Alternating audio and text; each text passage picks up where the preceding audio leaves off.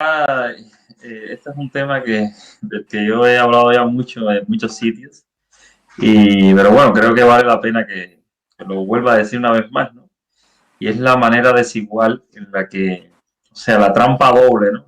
Del bloqueo, ¿no? Es la manera en que las personas se confunden cuando comparan a Cuba con otros países, ¿no?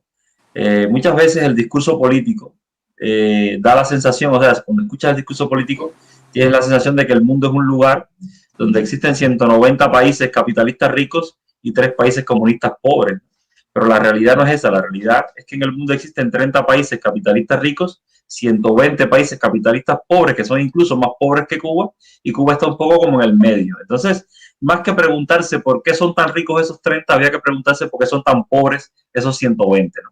Y entonces, esa es la gran respuesta. Y la respuesta está en que para que existan esos 30 ricos, tienen que existir esos 120 pobres. O sea, dentro de la dinámica del capitalismo está precisamente el empobrecer a esos 120 países que son prácticamente un cuarto, que son prácticamente los 3/4 partes de la población mundial, porque todavía se dijera, bueno, es que el capitalismo empobrece a la minoría y enriquece a la mayoría, pero no es así. En realidad lo que hace es empobrecer a la gran mayoría y, eh, y enriquecer a una minoría. Y entonces esto es otra de las cosas que hace doloroso el bloqueo, porque dice, bueno, sí, pero mira cómo está Cuba. Entonces nos obligan a compararnos a nosotros con esos países pobres, esos países empobrecidos por el capitalismo. Pero es que ellos están empobrecidos de manera natural y Cuba está empobrecida de manera artificial. O sea, Cuba para empobrecerla hay que aplicarle 243 medidas destructoras de su economía, de sus finanzas y de su comercio, de manera totalmente artificial. Y entonces es aquí la gran trampa y es aquí lo doloroso del tema cubano, porque si Cuba no tendría todas estas medidas, pues estaría muchísimo más desarrollado que muchísimos países y la visión del país sería totalmente distinta. Bueno, al punto de que solamente en 2015 y 2016, con 2 o 3 medidas que Obama le quitó a Cuba, pues ya Cuba empezó a sufrir una verdadera revolución constructiva, la cara del país se fue cambiado solamente con poner 2 hoteles de lujo en la esquina de Prado y Malecón. Bueno, pues ya la imagen de ese trozo de La Habana ya cambió. Y entonces, bueno, pues se empezó a construir, o sea, se construyó el Hotel Manzana Kempinski construyó otro hotel, que es el Hotel Gran Hotel Bristol, se construyó la ampliación del Hotel Parque Central, se reconstruyó el Sloppy Joyce, se está haciendo el Hotel Corona, el Hotel Regis, el Packard, el Paseo del Prado, se está construyendo un gran hotel en primera y D, se está construyendo otro hotel en primera y B, se arregló la casa de Mendive, se está arreglando la terminal de cruceros, se está arreglando la terminal de ferrocarriles, se construyó el mercado de 4 caminos, se están construyendo 2 hoteles en Tercera y 70. Entonces así, hay toda una revolución constructiva en La Habana con apenas 4 o 5 medidas que este señor quitó. Y no solo eso, bueno, La Habana se convirtió en un lugar, bueno, pues de moda, y entonces vino los Rolling Stones, que no solo los Rolling Stones no son 4 músicos, los Rolling Stones son cientos de periodistas del mundo entero que vinieron a cubrir la noticia a La Habana. Los hoteles de La Habana se llenaron solamente con los periodistas que vinieron a cubrir esa noticia, porque vinieron periodistas del mundo entero. ¿Sí? Yo fui al concierto. No, yo también. Vinieron los de Rápidos y Furiosos a filmar la película. La gente en La Habana estaba contentísima, o sea, había un ambiente en La Habana tremendo. Vino Chanel a hacer su desfile ahí en La Habana. Vinieron las Kardashian, vino Will Smith, vino Rihanna, vino Beyoncé, vino Conan O'Brien, bueno, y así, una serie de celebrities. O sea, La Habana se llenó de celebrities. Vino Paris Hilton, vino Naomi Campbell, vino Francis Ford Coppola, vino Susan Sarandon. O sea, entonces, bueno, ese era el ambiente que se estaba viviendo en Cuba y el gobierno ganando plata con toda esta gente, porque al final vino Enrique Iglesias contrató ahí en el Hotel Atlantic, contrató un piso entero para él solo. Entonces, bueno, o sea, vino Jimmy Carter, que dice, me contaba Eusebio Leal, que dice que cuando Jimmy Carter se hospedó ahí en el Hotel Los Comendadores, le preguntó, ven acá, ¿y cuánto le han cobrado a Jimmy Carter por la habitación? Le dijeron, no, $60. Dijeron, no, que va. Eso es faltarle respeto al presidente de los Estados Unidos. Cóbrele 360 por la habitación. ¿Y cómo le vas a cobrar $60 al presidente? Rudy Castillo, un abrazo para Rudy. Rudy, un beso grande para los niños, para tu esposa, para toda la familia. Nuestro amigo. Se reconstruye la feria de artesanía en línea en el Vedado. Y por ahí decía que se construye también en Tercera y 70. Sí, eso. Hay toda una ola constructiva en La Habana, pero además una ola constructiva que llegó a todo el país, porque realmente la economía en Cuba se ha ido descentralizando y hoy en día los gobiernos municipales tienen la posibilidad de coger el dinero de la recaudación, de la tributación y utilizarlo en lo que quieran. Por tanto, hoy usted tiene que visitar toda la isla, tiene que ir paseándose por toda la isla y se encontrarán obras reconstructivas en todo el país. Lo tienes en Cienfuegos. En Santi Espíritus levantaron el parque de Santi Espíritus lo levantaron completo, lo hicieron nuevo, reconstruyeron todos los edificios que hay alrededor.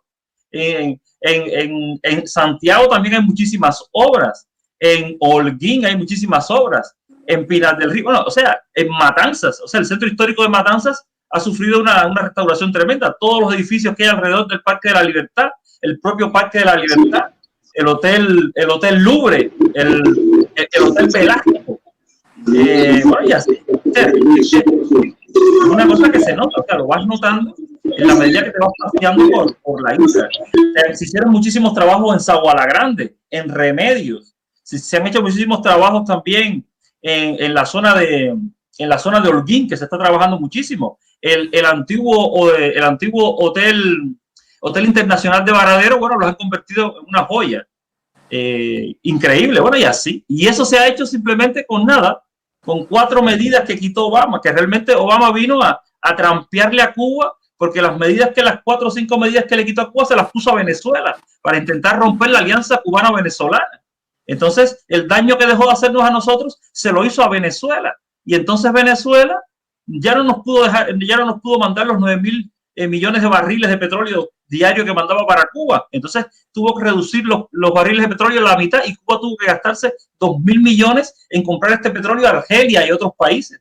Lo que pasa es que luego esa pérdida de 2.000 millones, Cuba la recuperó con los médicos que puso en Brasil, lo recuperó, bueno, y con todo el movimiento económico que hubo. Entonces al final Cuba consiguió ganar la partida ajedrecística esta con Obama, pero en realidad fue una jugada de campeones, fue una estrategia que hizo Estados Unidos, que pensó que nos iban a debilitar y que nos iban a hacer daño, un poco con esta estrategia de guante blanco, o sea, hacernos daño pero clavándonos el puñal por la espalda. O sea, Obama no vino a clavarnos el puñal por el pecho, sino por la espalda, o sea, haciéndole daño a Venezuela y rompiendo la alianza estratégica cubano-venezolana. Lo que pasa es que la jugada le salió mal.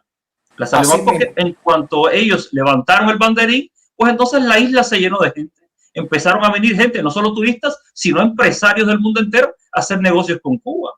Y entonces precisamente esos 2 años son capitales porque demostraron lo que siempre decimos aquí, la culpa del bloqueo norteamericano con respecto a la situación de la isla. Y se probó en esos 2 años. O sea, a nada que Obama se atrevió a cambiar algo, pues entonces ya la situación cubana cambió. Los cubanos empezamos a viajar a Panamá en número de 75.000. Empezamos a viajar a Cancún, empezamos a viajar a Miami a comprar, o sea, porque el cubano no estaba llegando a Panamá de pobre, no, estaba llegando con los bolsillos llenos de dinero a comprar y respetado, y ven para acá, y el presidente de Panamá haciendo negocios con el gobierno cubano para darle facilidades a los cubanos que fuesen a comprar allí, porque al final se convirtió en un gran negocio para Panamá. O sea, todo lo que los cubanos compraban allí y traían a la isla. Entonces, esas cosas no se pueden ocultar. Miles de cubanos regresaron de Europa y otros lugares a vivir a Cuba. Un montón de gente se estaba repatriando con su contenedor lleno de muebles y montando su casa en Cuba y poniéndose a alquilar en Cuba y poniendo restaurantes en Cuba. Entonces, bueno, o sea, ¿por qué toda esa gente regresó a vivir a Cuba? Bueno, pues porque era negocio. ¿Por qué era negocio? Porque había prosperidad allí, porque se vivía bien. Y entonces eso es una realidad que no se puede soslayar. Por ahí dice Rudy que logramos renegociar la deuda con el Club de París. Fíjense. Termina el mensaje. El país honra sus deudas. Porque nos tratan desde que no pagamos. Cuba por 5 o 6 medidas. 5 o 6 medidas que Obama solamente dijo, vamos a ver, vamos a tratar de jugar una jugada diferente con esta gente a ver si lo matamos. Tadeo, espérate un momentico, vamos a escuchar al Bigote si tú Tú por ahí. Bigote, bienvenido, mi hermano. Gracias, amigo. ¿Cómo están? Doctora, Buenas noches. disculpa, un puntico ahí porque bueno, las informaciones que darla. Es decir, sí se renegoció la deuda con el Club de París, pero no hubo condenación. ¿Qué quiere decir? Hubo algunas cosas en que se pensaba, se esperaba que hubiera condenación y no la hubo. Es decir, se renegociaron los términos y los periodos. Fue lo que se logró. Con donación, tú me quieres decir, o sea, no, que no le condenaron nada, que no le regalaron nada. Exactamente. Sí, que no se perdonó ningún pedazo de la deuda. Sí, lo que se ajustaron los términos. Vamos, Bigote. Por cierto, Yo quería...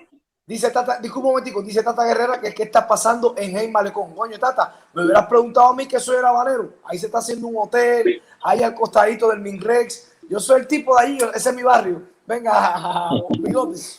No, oye, yo cuando Tadeo estaba enumerando la cantidad de ventajas que hubieron en toda Cuba, y especialmente, lógicamente, en La Habana, en los 2 años de época de Obama, yo le iba a mencionar que también se vio el boom aquí en Miami. No en el Miami perdón, no en el Miami de Brick, el fastuoso de millonario, no, en el Miami donde vive la inmensa mayoría de nosotros, ¿no? En el Miami pobre, en el Miami trabajador, en el Miami obrero, en el Miami que se levanta todos los días a luchar la vida como en todas partes del mundo. También se vio el progreso, también se vio el cambio, porque era un ir y venir constante, porque al mismo tiempo también se flexibilizó la emisión de visado para los cubanos, y muchísimos cubanos venían aquí a los Estados Unidos. Yo recuerdo que cada vez que nos reuníamos con personas de ese tipo, nadie pensaba en quedarse en los Estados Unidos, nadie. Aquí no se quedaban ni los disidentes, aquí no se quedaba nadie. El objetivo era simplemente, bueno, buscarse un mejor modo de vida, como lo hemos hecho todos. Así que el boom no solamente fue para Cuba. Yo creo que esos 2 años que se pensaron que iban a ser más, fue un buen experimento también para esta ciudad de Miami, para ver lo que puede ocurrir con una normalización total de las relaciones con Cuba. Porque realmente, de nuevo, en ese Miami, que es la mayoría, el Miami trabajador, el boom, porque es lógico el ir y venir con 2 naciones tan cerca. Y otra cosa que quería decir con respecto a las medidas estas del dólar, yo creo que yo las encuentro muy acertadas. Lo que siempre me ha extrañado que no se hubiera hecho antes, porque esta batalla de esta guerra económica que tienen los Estados Unidos contra Cuba no es de ahora, es de hace muchísimos años, y realmente es la moneda del imperio, es la moneda de los Estados Unidos. Ellos tienen pleno poder sobre esa moneda, y de hecho lo utilizan para chantajear, para amenazar y para hacer muchísimas cosas a naciones pobres. Y entonces es la moneda de esta nación, y ellos pueden sancionar bancos, incluso donde le dicen, sí, los dólares son de ustedes, pero no lo puede depositar en ningún banco porque los emito yo. Entonces no tiene sentido que Cuba siga soportando el peso de tener que cambiar esa moneda dólar a otra moneda dura para tener más libertad. No, que la cambien ahora los emigrados cubanos, y que ya la envíen para Cuba en la moneda que Cuba puede operar con ella sin ningún tipo de sanción y sin ningún tipo de persecución. A mí me parecen muy acertadas, extremadamente acertadas.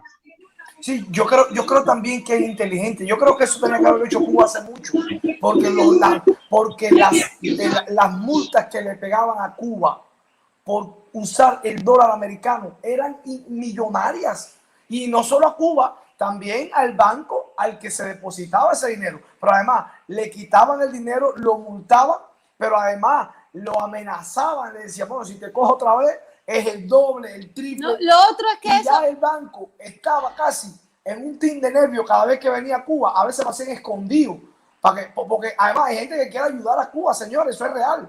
Hay gente que quiere ayudar a Cuba, pero entonces te decía, coño, pero no le vayas a decir a nadie que fue aquí, donde hiciste la transacción. Y era una pila de secretismo, y por eso a veces venían estos hijos de puta de Miami, esta ultraderecha, cayéndole atrás y buscando el banco. Entonces chivateaban con el gobierno americano. Eso es lo que funcionaba. No, el banco tal de Alemania hizo un préstamo, o si no, por allí pasó el dinero, el código chip. Entonces, Cuba lo mejor que pudo hacer es esto. Vamos a manejar el euro, el euro nadie nos va a meter una multa por usarlo, vamos a manejar la libra esterlina, vamos a usar y vamos a usar, porque al final no lo vamos a perder. ¿Y quién lo va a cambiar? Bueno, señores, los que quieren a la familia. Bigote, ya no mandes $100, manda 75 euros, mi hermano. Y en fin de cuentas, vas a ayudar a tu familia y vas a ayudar al país también. Pero además, señores, esto es otra forma que tiene el que se siente afectado con esto, el que cree que está más afectado porque ahora tiene que hacer cola en las casas de cambio para cambiar los dólares por euros y demás. Bueno, que reclame, que se una a la caravana el día 20 y que reclame que cesen las sanciones y el bloqueo. Si usted no quiere seguir pasando trabajo, haciendo cola para cambiar de dólares a euros en Miami, pues usted se suma el día 20 a la caravana y dice, no soy revolucionario, pero yo vine aquí porque eso de que ahora yo tenga que pasar trabajo para cambiar los dólares me está afectando.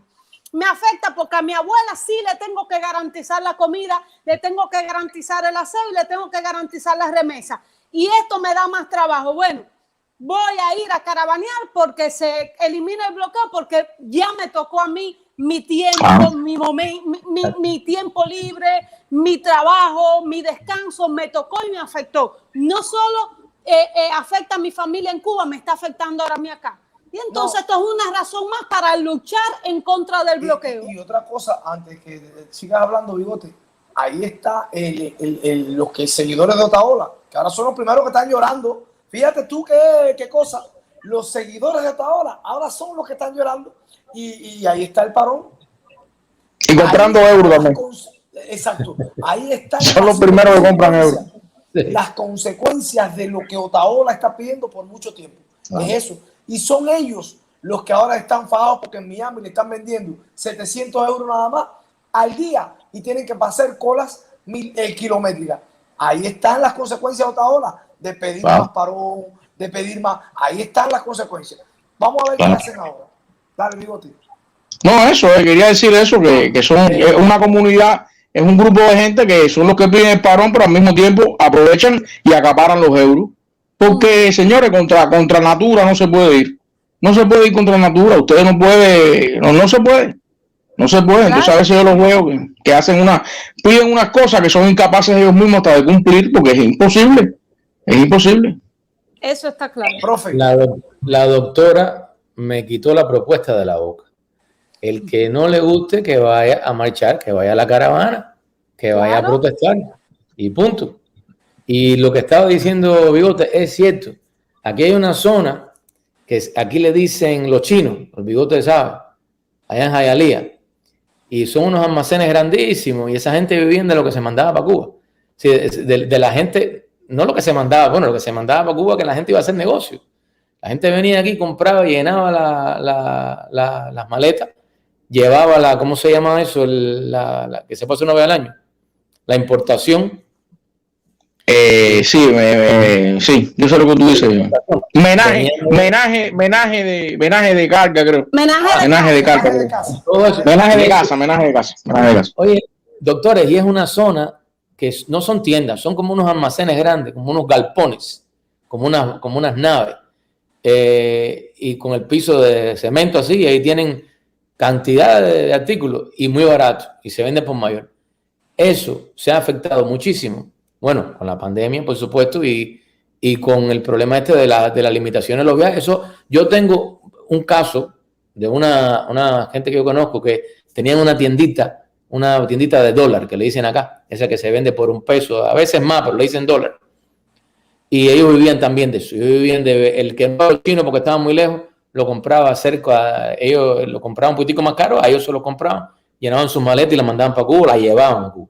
Y ellos me decían a mí, mira, aquí, Carlos, hay unos cubanos que vienen, compadre, y vienen y se hospedan en aquel motel que hay, un motelito chiquitito, venían de Cuba, llegaban hoy y se iban al otro día, compraban, se comían un pan con bistec en la casa del jugo, ¿cómo se llama? El Palacio de los Jugos, almorzaban con un pan con bistec para los dos, partido por la mitad, llenaban las maletas y regresaban a Cuba. Entonces, todo eso se acabó. Tenían creado una microempresa sin problema ninguno. Exacto, tenían una microempresa. Todo eso se acabó. Y Bigote, yo me leí una vez, hace tiempo ya, quizás sea más ahora, una proyección que el día que si en caso de que hubiera un comercio libre entre Cuba y Estados Unidos, el condado de Miami-Dade se beneficiaría con alrededor de 2.000 millones anuales. Es lógico. Entonces es una cosa totalmente absurda mantener incluso para este condado. Claro, es lógico. Es el mercado natural, que tendría por muchísimas cosas, por cercanía, por logística, por 20.000 cosas. Es el mercado natural, es una pasaba, debe seguir ocurriendo también con los bahamenses. El mercado natural de los bahamenses, cuando yo llegué a este país, los bahamenses venían y compraban, pero toneladas. Yo no entendía nada. Yo veía personas acumular con carros llenos de papel sanitario y cosas. Y porque es el mercado natural para esas personas, porque es lógico. Exacto. Y así sería Cuba. Y en cuanto a, yo me acuerdo que cuando también, otro punto, cuando Obama empieza esta apertura, yo me acuerdo que hubo una reunión de la organización, no sé el nombre exacto, pero es como los países del Caribe, como una organización que tiene turismo. Y la gran conversación era, la gran preocupación en ese momento, bueno, ¿qué pasa? ¿Qué le pasa a las economías del resto del Caribe si Cuba se convierte en un destino legal y libre de los norteamericanos? ¿Qué cantidad del negocio del turismo se desviaría hacia Cuba del resto de la región? Claro. Entonces, es la magnitud que tuviera el levantamiento del bloqueo a nivel regional. Profe, es decir, quizás afecta a alguna gente, pero... Profe, no, le va a afectar a algunos. Sí. Déjeme decir una cosa, solamente a Dominicana le llegan anual 6 millones de americanos, solamente a Dominicana, a Punta Cana, lo que se conoce, le llegan 6 millones y Dominicana cabe 5 o 6 veces en Cuba. Claro. Fíjense, americanos solamente, de esos que a nosotros no nos llegan ni 100.000. Ni 100.000 americanos, nosotros quizás nos llegarán 5.000. Imagínense que cada americano en un %, en un redondeo, deje $10.000 a Cuba. Son 60.000 millones de dólares. 60.000 millones de dólares. Es mucho dinero. Fíjense, el puente más grande, yo siempre saco esa cuenta, el puente más grande que se ha hecho en el mundo lo hizo China, entre la China comunista y la China capitalista, de 55 kilómetros, y costó $20.000. 20.000 millones de dólares. Bien. Imagínense Cuba ganando 60.000 millones de dólares por concepto de turismo a americanos nada más. Entonces, la pregunta es, fíjese, si Cuba en concepto de americano ganaba 60.000 millones de dólares, yo le pregunto a usted, bueno, ¿dónde están esos 60.000 millones de dólares que dejan los americanos nada más en Dominicana? Y no sé la respuesta. ¿Dónde están? Porque Dominicana es uno de los países más pobres del área. ¿Dónde están? Ese es el capitalismo. Imagínate. Que va en los bolsillos particulares de los dueños de esos hoteles. Ahí es donde está el ejemplo de que el capitalismo no es sostenible. 60 millones de dólares van a los bolsillos de los ricos de Dominicana o de los dueños de las compañías. Sin embargo, Cuba, con 5.000 o 6.000 americanos que van, más 2 millones de extranjeros que no son americanos, que son el extranjero pobre de Europa que va, bueno, pues es capaz de sostener un sistema de educación, un sistema de salud. Completamente. Entonces, fíjense, no se imagina que 6 millones de americanos fueran a Cuba y dejaran ese país. Cuba no necesitaría de otro ingreso. Doctor, yo no le voy a poner ni siquiera, yo no voy a utilizar ni siquiera. Eso es normal, hay muchos países que su principal fuente de ingresos es el turismo, porque ahora vienen estos caras de guantes y cuestionan que por qué se hacen hoteles, que por qué señores, nuestro país es una isla que su principal fuente de ingresos es el turismo. Eso es normal. Quítaselo a Dominicana el turismo, quítaselo a Cancún, quítaselo a otros, incluso creo que hasta París y a la Florida. Ciudades capitales. No. Yo voy a utilizar otro ejemplo que yo creo que es hasta incluso más draconiano. Quitémoselo a Puerto Rico. Quitémosle a Puerto Rico la ventaja que tiene de recibir, yo no tengo la cifra, pero debe ser muy parecido a la dominicana, quizás superior, porque el libre tránsito entre Puerto Rico y los Estados Unidos de norteamericanos es, imagínense, quitémosle a Puerto Rico la posibilidad de que vayan a vivir, a turistear y a tener propiedades y hacer todo tipo de negocios a norteamericanos de aquí del continente, a ver qué pasaría con Puerto Rico, que en definitiva es un apéndice de los Estados Unidos. ¿Qué pasaría con Puerto Rico? Claro que sí. Pedrito Pérez y Tadeo, hablen que esto aquí,